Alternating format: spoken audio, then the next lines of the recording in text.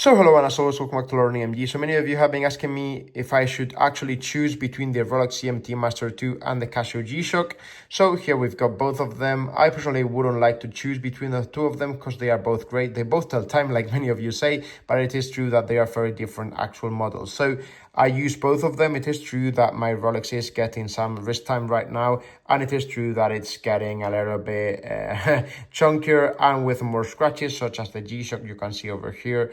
But it is true that watches are meant to be worn, and that's what I'm doing. Every day I go to some businesses and stuff, I try to take the three of them, as well as the Apple Watch. You know, my Apple Watch is always here.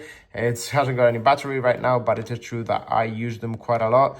I do think that they are both great watches. I mean, they've got both dual time. It is true that the G-Shock, the 2000, I believe, GA 2000, has got a slimmer regarding other actual G-Shocks, and it is true that I wear them and I enjoy them quite a lot. No, it is true that in general I would recommend that a 3 actual watch box is more than enough. I believe many of you have been asking me if I am gonna buy another watch. I think that with these 3 right now, I've got more than enough. Maybe in the future I'll buy a new one, who knows, but in general I will buy them to wear them. I do think of it as an investment, in the sense that if I ever need the money back, I will at least get some of it back. But it is true that you have to focus on the actual quality of your time, and the money you spend on a watch. It's also an investment, but it's also money that's hard-earned money, and you've always got to remember that that money came from your hard work,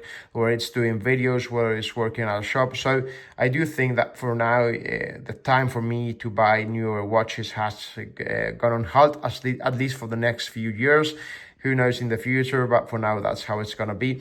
Now, many of you have been asking me functions of both watches. I've done independent videos of both of them, how to change the time on the Rolex and also on the actual G-Shock, okay? So as always, if you've got any questions, just leave it down here in the comments down here below, and me or anyone from the Learning MG team will answer as shortly as possible. But I couldn't choose between the Rolex or the G-Shocks because they are both great, okay? Thank you very much for watching.